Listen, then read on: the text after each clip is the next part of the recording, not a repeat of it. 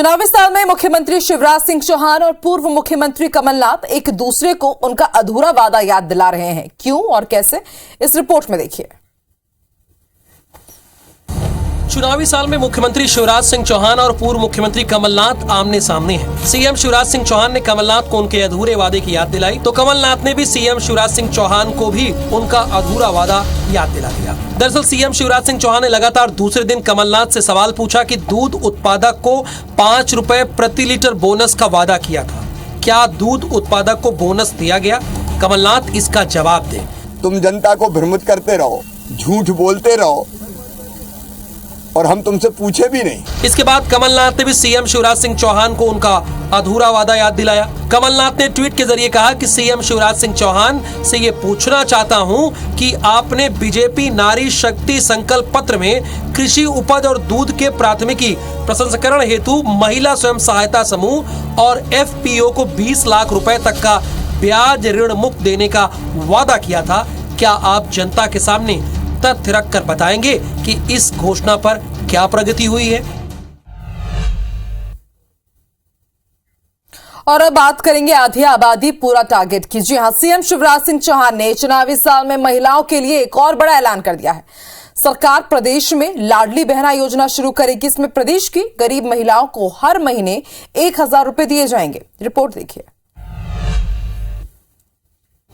मध्य प्रदेश में विधानसभा चुनाव से पहले प्रदेश सरकार ने महिलाओं को साधने के लिए एक बड़ा दांव खेला है। दरअसल लाडली लक्ष्मी और लाडली लक्ष्मी योजना 2.0 के तहत प्रदेश की बेटियों को आर्थिक तौर पर मजबूत बनाने के बाद अब सरकार प्रदेश की बहनों को मजबूत बनाने पर काम कर रही है, जिसके लिए जल्द ही लाडली बहना योजना शुरू की जाएगी। इसका ऐलान नर्मदा जयंती पर सीएम शिवराज सिंह चौहान ने किया है।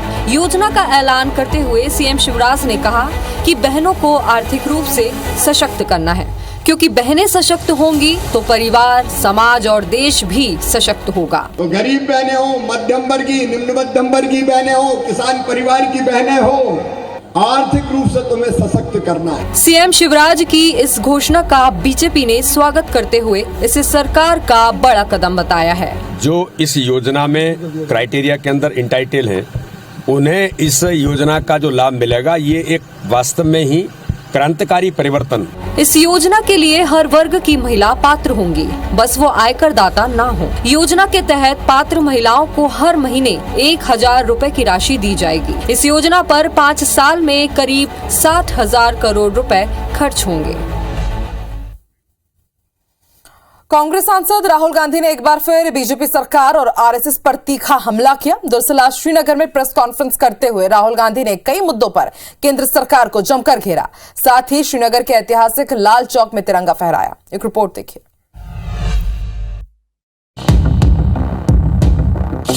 राहुल गांधी के नेतृत्व वाली 135 दिन की भारत जोड़ो यात्रा का रविवार को जम्मू कश्मीर के श्रीनगर में समापन हुआ। यात्रा के अंतिम चरण में कड़ी सुरक्षा के बीच राहुल ने श्रीनगर के ऐतिहासिक लाल चौक में तिरंगा फहराया। इस दौरान पूरे इलाके को सील कर दिया गया था। आसपास की सभी दुकानें बंद करवा दी गई। झंडा वंदन के बाद राहुल गांधी ने प्रेस कॉन्फ्रेंस कर बीजेपी सरकार पर जमकर हमला बोला। राहुल गांधी ने सीधे गृह मंत्री अमित शाह को चुनौती दी और कहा कि जम्मू कश्मीर में टारगेट किलिंग हो रही है, ब्लास्ट हो रहे हैं। अगर हालात ठीक हैं तो अमित शाह जम्मू से लेकर कश्मीर तक यात्रा क्यों नहीं करते? टारगेटेड किलिंग्स हो रही हैं, बम ब्लास्ट हो रहे हैं। अगर सिक्योरिटी सिचुएशन इंप्रूव होती तो जो कॉन्वर्सेशन सिक्योरिटी वाले मेरे से कर रहे हैं वो तो होते ही नहीं। एंड फाइनली बीजेपी के लोग यात्रा क्यों नहीं कर देते जम्मू से Lal Chowk? If situation is so good, then why doesn't Mr. Amit Shah walk from Jammu Kashmir? वहीं धारा 370 पर राहुल ने फिर कहा कि धारा 370 पर हमारा स्टैंड क्लियर है, हम इसकी बहाली चाहते हैं। हमारी वर्किंग कमेटी में क्लियरली हमारी पोजीशन दी हुई है। अगर आप चाहते हैं मैं डिटेल्ड कागज आपको दिखा दूंगा, दिलवा दूंगा मीटिंग के बाद। उसमें बिल्कुल क्लियरली कांग्रेस पार्टी की व्यू 370 है। राहुल की यात्रा के समापन समारोह में शामिल होने देश भर से कांग्रेस के दिग्गज नेता श्रीनगर पहुंचे हैं। सीएम भूपेश बघेल भी इसमें शामिल हो रहे हैं। भारत जोड़ो यात्रा से देश मूल मुद्दों पे लौटा है, ये बड़ी जीत है। और राहुल जी जब 7 सितंबर से शुरू किए थे कन्याकुमारी से, बहुत लोग तर्क वितर्क कर रहे थे, हो पाएगा नहीं हो पाएगा, कर पाएंगे नहीं कर पाएंगे। लेकिन राहुल जी की साहस कहिए और दृढ़ इच्छा शक्ति ये पूरा हुआ। राहुल ने जम्मू कश्मीर के राज्य के दर्जे पर भी बयान दिया, साथ ही लद्दाख पर भी। राहुल गांधी से इस दौरान विपक्षी एकजुटता पर भी पूछा गया। राहुल ने विपक्षी एकता पर भी बयान दिया, सुनिए। ये कहना कि ऑपोजिशन बिखरी हुई है, ये सही नहीं है। जरूर ऑपोजिशन में डिफरेंसेस हैं, जरूर ऑपोजिशन में बातचीत होती है, बट ऑपोजिशन एक साथ लड़ेगी, एक साथ खड़ी होगी और विचारधारा की लड़ाई है। जो एक तरफ आरएसएस बीजेपी वाले हैं और दूसरी तरफ नॉन आरएसएस बीजेपी की फोर्सेस हैं। राहुल ने कई बार आरएसएस और बीजेपी पर प्रहार किया। राहुल गांधी ने कहा कि बीजेपी आरएसएस देश को नफरत का विजन दे रही है। बीजेपी आरएसएस ने एक विजन दिया है, नफरत भरा, अहंकार से भरा। हमारा विजन, जैसे मैंने कहा, नफरत के बाजार में मोहब्बत की दुकान वाला, भाईचारे का विजन। वहीं इस यात्रा के समापन समारोह से पहले एक नया विवाद भी खड़ा हो गया है, जब बीजेपी ने राहुल गांधी पर तिरंगे का अपमान का आरोप लगा दिया। दरअसल लाल चौक पर झंडा फहराते वक्त राहुल का कटआउट भी लगाया गया, जिसकी ऊंचाई तिरंगे से ज्यादा नजर आ रही है और इसी को लेकर अब राहुल गांधी एक बार फिर बीजेपी के निशाने पर हैं। मध्य प्रदेश के इंदौर में एक युवती अदालत की कार्रवाई का वीडियो बना रही थी और अब इस मामले में उसे गिरफ्तार किया गया है। युवती पर पीएफआई के साथ संबंध रखने के भी आरोप लगे हैं और इसकी पुलिस अब जांच कर रही है। इंदौर जिला न्यायालय में बिना अनुमति कोर्ट रूम में वीडियो रिकॉर्डिंग करने वाली एक युवती को वकीलों ने पकड़कर पुलिस को सौंप दिया है। दरअसल ये युवती लॉ की छात्रा है, जो कि वर्ग विशेष के खिलाफ आपत्तिजनक टिप्पणी करने वाले गिरफ्तार बजरंग दल के कार्यकर्ताओं के मामले की सुनवाई के दौरान रिकॉर्डिंग कर रही थी। इसे मौके पर स्थानीय वकील और वीएचपी के कार्यकर्ताओं ने पकड़ा था। छात्रा के पास से मौके पर 1 लाख से ज्यादा की नकदी भी मिली है।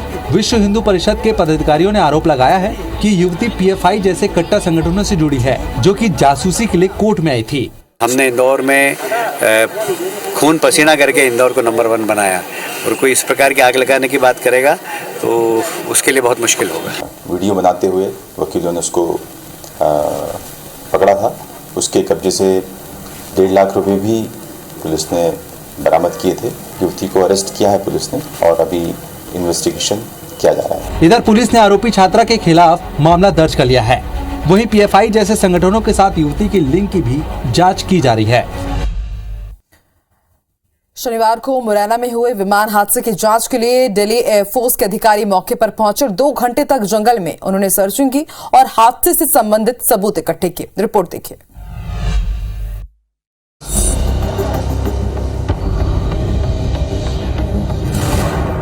मुरैना में हुए विमान हादसे की जांच के लिए दिल्ली से हेलीकॉप्टर के जरिए वायुसेना के बड़े अधिकारी मौके पर पहुंचे और 2 घंटे तक अधिकारियों ने जंगल में सर्चिंग की।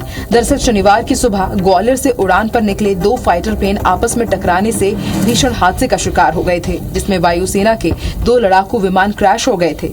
इस बड़ी घटना में वायुसेना के 2 पायलट घायल हुए थे, जिनका उपचार जारी है। वहीं एक पायलट की मौत हो गई।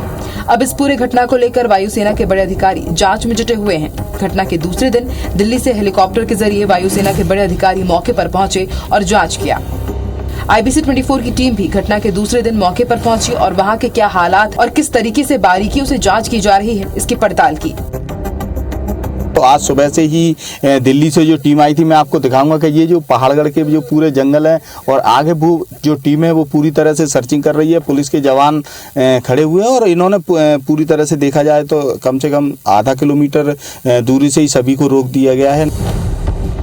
घटना के दूसरे दिन मौके पर पहुंचे वायुसेना के बड़े अधिकारियों ने 2 घंटे तक जंगल में सर्चिंग की। ड्रोन के जरिए आसपास के इलाकों में सबूत इकट्ठा किए। सर्चिंग के बाद ब्लैक बॉक्स लेकर अधिकारी रवाना हो गए।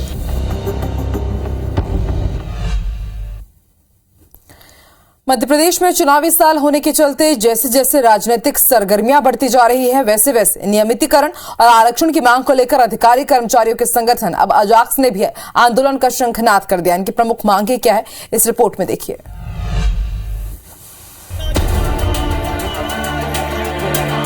एमपी में नियमितीकरण और आरक्षण की मांग को लेकर अधिकारी कर्मचारियों के संगठन आजाक्स ने भी आंदोलन का शंखनाद कर दिया है। आजाक्स ने जबलपुर के सिविक सेंटर से कलेक्टर कार्यालय तक रैली निकालकर प्रदर्शन किया और सीएम के नाम 29 सूत्रीय मांगों को लेकर ज्ञापन सौंपा। आजक्स के बैनर तले आंदोलन करने सड़क पर निकले अधिकारी कर्मचारियों का कहना है कि SC/ST के संविदा कर्मियों को नियमित किया जाए, क्योंकि स्वास्थ्य, पंचायत, शिक्षा सहित तमाम शासकीय विभागों में पिछले कई सालों से अनुसूचित जाति जनजाति के लोग संविदा कर्मी के रूप में अपनी सेवाएं देते आ रहे हैं।